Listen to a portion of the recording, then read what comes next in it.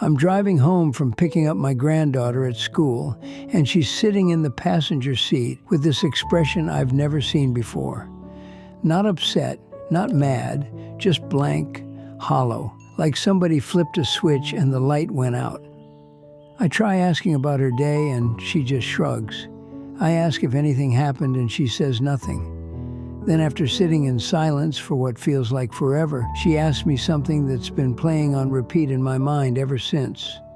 She looks at me and says, "Grandpa, do you ever wonder if anything you do really makes a difference?" My name is John. I'm 87 years old. I've seen wars, economic collapses, family losses, and personal disasters I wouldn't wish on my worst enemy. That question from my granddaughter, it rattled something loose in me because I've wrestled with that exact question countless times throughout my life. The difference is I'm standing at the finish line looking backward, and she's standing at the starting line looking forward. And somewhere in the space between those two viewpoints, I think I've finally figured something out. We exist in a culture completely consumed by significance. Everybody wants to make their mark, transform society, be immortalized. I see it constantly. People pursue professions they believe will make them important. They share things online desperate for approval. They evaluate their value by how many people recognize their face. And I understand it, I truly do. But here's what almost 9 decades on this earth has taught me. The things that genuinely matter almost never feel meaningful while they're happening. Let me tell you about Martha, my neighbor. She lived just a few houses away for 42 years. Martha spent her career as an elementary school teacher, never got married, had no kids of her own. She taught third graders at the exact same school from beginning to end. When she finally retired, they threw a small party in the school gym. Maybe 30 people attended. No photographers, no memorable speeches. She received a plaque and some flowers. 2 years after that, she died peacefully in her sleep. When I went to her funeral, I figured it would be a small, quiet affair. Martha had always kept to herself, stayed out of the spotlight. But when I walked into that church, every seat was taken, people lining the walls, and person after person stood up to share their story. A physician talked about how Martha was the first adult who made him believe he was intelligent. A woman who started a charity explained that Martha taught her to read after everybody else had abandoned hope. A man in his 50s brought his teenage daughter and told everyone he chose to become an educator because of Martha. One story after another, entire lives redirected, whole trajectories changed, all because of a woman who believed she was simply showing up to work each day. Martha never set out to transform the world. She never chased the spotlight. She just appeared every single day and gave her attention to the children sitting in front of her. She memorized their names. She picked up on their struggles. She stayed after hours to help them grasp multiplication or grammar. Nothing flashy, nothing that would generate headlines, but the impact of her existence is still radiating outward decades later through people whose names she never learned.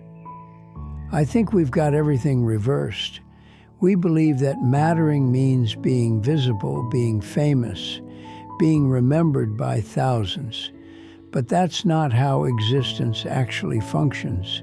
Existence is constructed from tiny interactions between individuals, a single conversation that adjusts someone's worldview, an act of kindness that shows up precisely when someone's ready to quit, being present when it's not convenient, really listening when you'd prefer to speak. These moments don't register as important when they're unfolding. They seem mundane, routine, forgettable. When I was 39, I hit a really dark period. My business was falling apart. Money problems were piling up. I was drinking too much, barely sleeping. I felt like I'd failed at everything. One night, I'm parked outside a bar, sitting in my car, trying to talk myself into going inside or going home, and this guy I hardly knew, Tom, taps on my window. We'd crossed paths maybe twice in our lives. He mentions he's going to grab some coffee and asks if I want to come along. That's it. No dramatic confrontation, no sermon, just an invitation for coffee. We ended up at a diner for 2 hours. He never asked what was bothering me. He didn't try to solve anything. He just talked about everyday stuff. His children, some novel he'd picked up, a vacation he'd taken a while back. And somehow, in the middle of that completely normal conversation, something inside me relaxed. I didn't walk into that bar. I drove home instead. I can't recall every detail of what we discussed, but that moment changed everything. It altered the course of my evening, possibly my entire life, and Tom most likely forgot the whole thing by morning. That's the nature of making a difference. It's rarely cinematic. It doesn't come with fanfare. You don't receive an alert informing you that something you did transformed someone's existence. Usually, you'll never find out. You'll do something that seems insignificant from your perspective, and it'll mean the world to somebody else, and you'll continue on thinking it was worthless. My wife, Eleanor, had this habit of writing letters, actual handwritten letters, with envelopes and postage. She'd write to our children when they went off to university. She'd write to old friends she hadn't spoken to in years. She'd write to relatives, people in the neighborhood, anybody who came to mind. I used to give her a hard time about it. I'd joke, "Eleanor, we have telephones now. You can just call." She'd give me that smile and keep writing. After she was gone, I discovered boxes and boxes of letters people had sent back to her over the years. And in nearly every single one, somebody mentioned how much those letters meant to them, how they'd saved specific ones and kept them forever, how they'd pulled them out and reread them during difficult periods. She wasn't attempting to make a difference. She was just staying connected, but her impact was profound. Here's what I desperately wish someone had explained to me when I was starting out. Your existence doesn't need to be remarkable to be meaningful. Actually, it probably shouldn't be. The demand to be extraordinary, to distinguish yourself, to create some massive impact, that pressure destroys people. It convinces them their regular life isn't sufficient, that caring for their family, performing their job with integrity, treating strangers with kindness, that none of it matters unless it gets packaged into something spectacular. But the reality is, nearly everything that prevents our world from collapsing is accomplished by people nobody will ever remember. Parents who wake up at 3 a.m. with feverish kids, employees who arrive on schedule and complete their work properly, friends who reach out when they sense someone struggling, people who donate their time at soup kitchens, maintain public spaces, spend time with the lonely, individuals who participate in democracy, who take care of the environment, who put the shopping cart back, tiny, unremarkable actions that prevent everything from falling to pieces. You want to know if you make a difference? Look at the people right in front of you. Do you give them your full attention? Are you truthful? Are you kind even when nobody's keeping score? Do you follow through on your word? Do you create space for other people's suffering? Do you genuinely feel happy when good things happen to them? These questions won't get you featured in magazines. They won't grow your following or increase your influence, but they'll decide whether your existence actually counted for something. I keep returning to my granddaughter's question. Does anything I do really make a difference? And I've come to understand that the question itself is flawed, because when we ask if we make a difference, We're typically asking if we make a difference in some huge, quantifiable way, if we're powerful, well-known, extraordinary. But making a difference doesn't operate like that. It's quieter, it's more intimate. It's understanding that whether you're present or absent would genuinely matter to actual people. When my grandson was 7, he was absolutely terrified of water. He wouldn't get anywhere near a swimming pool. One summer, I dedicated 3 weeks, 15 minutes each day, to just standing beside him at the shallow end. I never pressured him, never gave speeches. I simply stood there while he gradually got comfortable. By summer's end, he was swimming. He's 23 now and probably has zero memory of those 15-minute sessions. But I remember because I know that without someone being patient and reliable beside him, that fear could have followed him his whole life.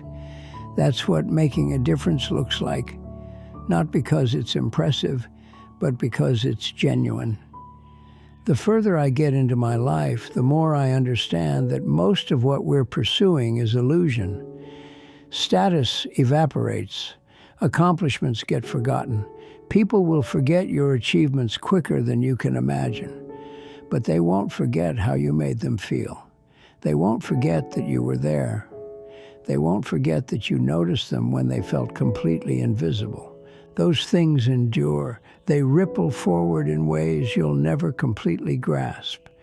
Last week at the supermarket, I noticed the young woman working the register looked absolutely exhausted. Dark shadows under her eyes, moving like everything hurt. I could have just paid and walked out, but I asked how she was really doing. Actually asked, not the automatic thing we all say without thinking. She looked startled, and then her eyes got wet. She explained she'd been pulling double shifts because her mother was ill. We probably talked for 3 minutes. I told her what she was doing was noble, that her mother was fortunate to have someone like her. When I was leaving, she thanked me twice. Will that brief exchange change the world? Absolutely not.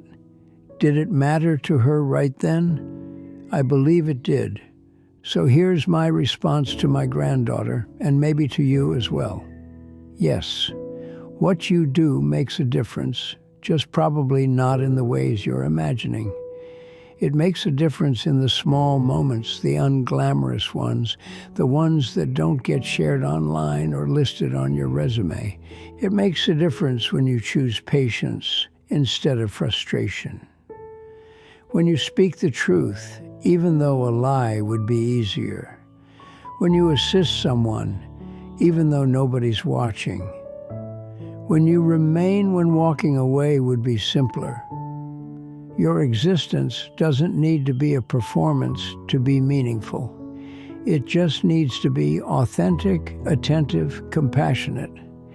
And that's more difficult than it sounds because those things demand that you pay attention, that you be present even when you're exhausted, that you care even when it's not convenient. But that's where genuine significance exists. Not in the spotlight, but in the consistent, quiet practice of being human alongside other humans. I'm 87. My time is running short. And when I consider what I want my life to have represented, I don't think about trophies or public recognition. I think about the people I loved properly, the moments when I was completely present, the times I offered help without expecting anything back, the conversations where I truly paid attention. Those are the things that mattered. Those are the things that will continue after I'm gone. If any of this resonates with you, I'd be grateful if you'd pass this along to someone who needs to hear it. Leave a comment and tell me one small thing you're going to start paying closer attention to. And subscribe if you'd like more conversations like this one. I've still got things to say before my time runs out, and I'd prefer to say them to people who genuinely want to hear them.